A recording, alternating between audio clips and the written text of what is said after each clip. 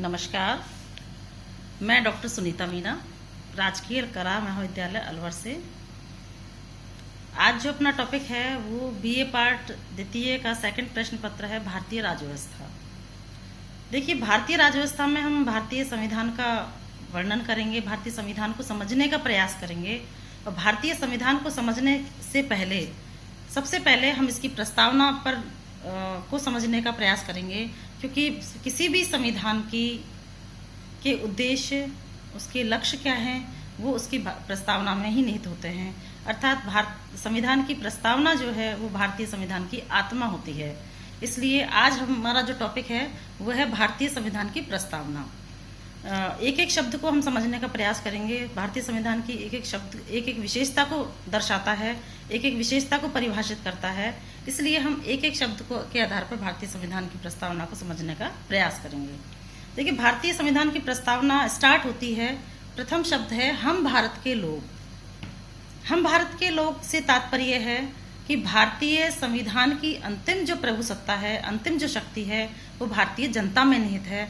अर्थात भारतीय जनता जो है वो संविधान की सत्ता का स्रोत है। सेकंड जो बात हम इसमें कह सकते हैं कि भारतीय संविधान भारतीय जनता की इच्छा का परिणाम है। 26 जनवरी 1949 को भारतीय जनता ने इसे देश को समर्पित किया था, अंगीकृत किया था और अधिनियमित किया था। इसलिए भारतीय संविधान की अंतिम स्रोत जो है वो भारतीय जनता है। सेकंड पॉइंट है इसका, हम भारत के लोग भारत को संपूर्ण प्रभुत्व संपन्न। देखिए, संपूर्ण प्रभुत्व संपन्न शब्द है संप्रभुता।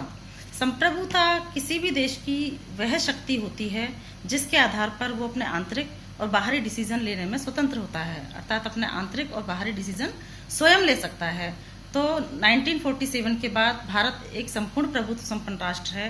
भारत अपने आंतरिक डिसीजन, अब आंतरिक व्यवस्था कैसे बनाए रखनी है, आंतरिक प्रशासन कैसे चलाना है, ये सारे डिसीजन, सारे फैसले, और विदेशों के साथ संबंध कैसे रखने हैं, सीमाओं के पार संबंध कैसे रखने हैं, संधि किससे संधि करनी है, कैसे समझौते करने हैं, किस प्रकार करने हैं, ये सारे फैसले का अधिकार जो है वो भारतीय संविधान में निहित है। अर्थात भारत एक संपूर्ण प्रभुत्व संपन्न राष्ट्र है। हम भारत को संपूर्ण प्रभुत्व संपन्न समाजवादी। नेक्स्ट जो पॉइंट है अपना, समाजवादी। देखिए, समाजवाद एक ऐसी विचारधारा है जिसकी कोई निश्चित परिभाषा देना तो बहुत मुश्किल है। सीएम जोड़ जो कहते हैं कि समाजवाद एक ऐसे टोप के समान है जिसको जिसके सर पे रख दिया जाए ये उसी की शेप ले लेता है। अर्थात समाजवाद की प्रत्येक विचारक ने अपने अपने तरीके से परिभाषा दी है, लेकिन फिर भी एक सामान्य सी परिभाषा अगर हम समाजवाद की देखें तो उसका अर्थ निकलता है कि उत्पादन और वितरण के साधनों पर राज्य का नियंत्रण होगा, लेकिन राज्य जो कार्य करेगा वो जनता के कल्याण के लिए करेगा, जनता के हित के लिए करेगा। अर्थात समाजवाद एक ऐसी विचारधारा है जो जनता के कल्याण पर बल देती है, जनता के हित पर बल देती है। नेक्स्ट है अपना हम संपूर्ण प्रभुत्व संपन्न समाजवादी पंथ निरपेक्ष। देखिए, कहीं कहीं ये धर्मनिरपेक्ष शब्द भी लिखा हुआ मिल जाएगा। तो पंथ निरपेक्ष और धर्मनिरपेक्ष अर्थ दोनों का हम एक ही लेके चल रहे हैं यहाँ पे समझने के लिए। शब्द का अगर हम अर्थ देखें तो इसका एक नकारात्मक शब्द निकलता है कि धर्मनिरपेक्ष, अर्थात धर्म से अलग होना, धर्म से तटस्थ होना। लेकिन ये हम सिर्फ यूरोपीय दृष्टिकोण से ही समझते हैं इस चीज को। भारतीय संविधान के अनुसार या भारतीय संदर्भ में अगर हम पंथ निरपेक्षता की बात करें तो पंथ निरपेक्षता का मतलब है सभी धर्मों का समान आदर, सभी धर्मों का समान सम्मान, सभी धर्मों की सभी धर्मों की समानता पर बल, एक तरह से हम जिसको देखें। अर्थात धर्म के आधार पर राज्य किसी भी नागरिक के साथ कोई भेदभाव नहीं करेगा, और ना ही भारतीय संविधान का निर्माण, भारत देश का निर्माण धर्म के आधार पर होगा। अर्थात राज्य का अपना कोई धर्म नहीं होगा। राज्य सभी नागरिकों के साथ एक जैसा व्यवहार करेगा, चाहे वो किसी भी धर्म के हों। तो हमारे यहाँ धर्मनिरपेक्षता की सकारात्मक व्याख्या की गई है। अर्थात इसीलिए अब इसके देखो कई सारे कारण हो सकते हैं। पहला तो ये है कि भारत में कोई एक धर्म तो है नहीं, हम यहाँ बहुधर्मी लोग रहते हैं, बहुधर्मी, बहुभाषी और बहुसंस्कृतीय ये देश है। तो इसलिए किसी एक धर्म को अपनाना हमारे संविधान वेत्ताओं के लिए संभव नहीं था।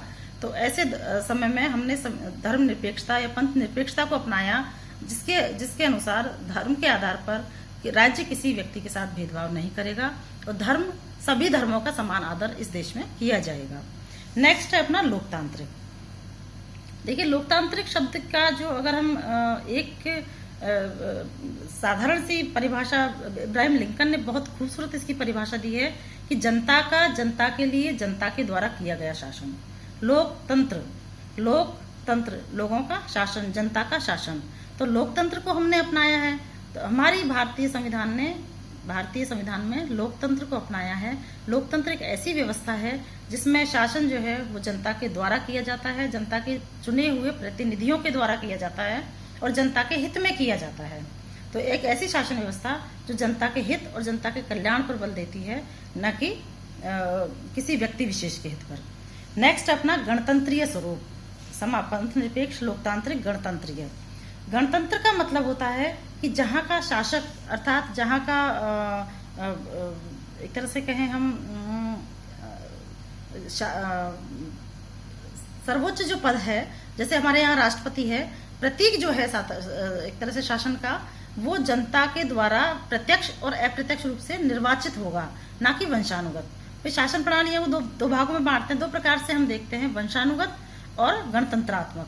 वंशानुगत वह होती है जिसमें वंश के आधार पर पद प्राप्त होता है, अर्थात शासन प्रमुख जो होता है उसको पद वंश के आधार पर मिलता है, सत्ता। लेकिन गणतंत्रीय व्यवस्था एक ऐसी व्यवस्था है जिसमें शासक जो है या वो जनता के द्वारा चुना हुआ होगा, चाहे प्रत्यक्ष रूप से चाहे अप्रत्यक्ष रूप से। इसलिए हमने यहाँ गणतंत्र को अपनाया है। हमारे यहाँ का शासक अर्थात राष्ट्रपति जो है वो जनता द्वारा अप्रत्यक्ष रूप से निर्वाचित है, ना कि वंशानुगत रूप से उसको पद प्राप्त हुआ है। नेक्स्ट है अपना सामाजिक, आर्थिक, राजनीतिक न्याय। देखिए हमने लोगों को कितने प्रकार के न्याय दिए हैं, ये इस चीज की अर्थात हमारे जो संविधान है उसका उद्देश्य क्या है, वो इस न्याय के जो सिद्धांत हैं अपने उनमें निहित है। पहला है अपना सामाजिक न्याय। सामाजिक न्याय से मतलब है कि समाज में सभी व्यक्तियों को एक समान दृष्टिकोण से देखा जाए, सभी को समान अवसर उपलब्ध हों विकास के, सभी के साथ समानता का व्यवहार किया जाए, किसी के साथ कोई भेदभाव नहीं किया जाए। तो इस तरह से भारतीय संविधान ने सामाजिक न्याय को अपनाया है, जिसमें कि समाज में किसी प्रकार का कोई अन्याय किसी व्यक्ति के साथ नहीं होगा। आर्टिकल 17 जो है, अनुच्छेद 17 जो है वो अस्पृश्यता का विरोध करता है। वो यही कहता है कि सार्वजनिक स्थानों पर चाहे कुएं हों, तालाब हों, मंदिर हों तथा कितने भी सार्वजनिक स्थान हों, वहां पर किसी प्रकार का जाति, धर्म, लिंग और जन्म स्थान के आधार पर कोई भेदभाव किसी भी नागरिक के साथ नहीं किया जाएगा। अर्थात हमने सामाजिक न्याय को प्राथमिकता दी है। सेकंड है अपना आर्थिक न्याय। आर्थिक न्याय से तात्पर्य है कि कोई भी व्यक्ति पिछड़ा ना रहे, कोई भी व्यक्ति गरीब ना रहे, या कोई भी व्यक्ति अपनी योग्यता के आधार पर पिछड़ा ना रहे।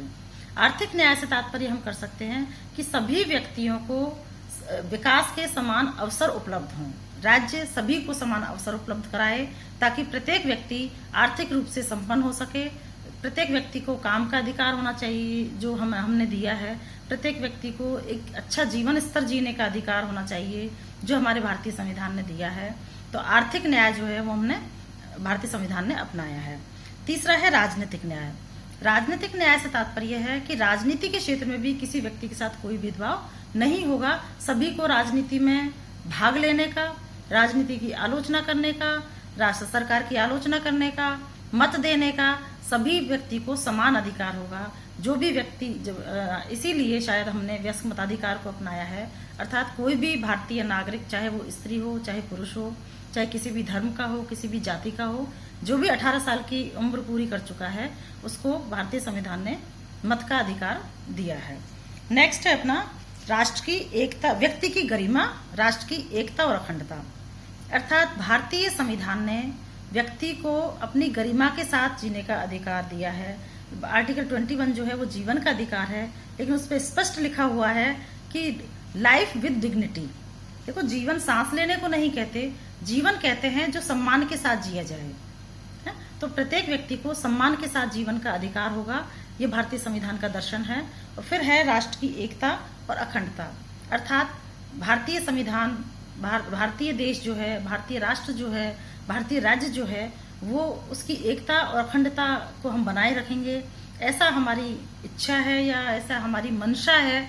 तो भारतीय संविधानवेत्ताओं ने व्यक्ति से लेकर राज्य तक, व्यक्ति, समाज और राज्य, अगर हम ये बात कहें कि तीनों की गरिमा का, तीनों के अधिकारों का, तीनों के विकास का, तीनों के को बनाए रखने के लिए संपूर्ण प्रयास करने की जो कोशिश की है, वो भारतीय संविधान की प्रस्तावना में सभी चीजें जो हैं वो बहुत ही खूबसूरत तरीके से उल्लेखित हैं।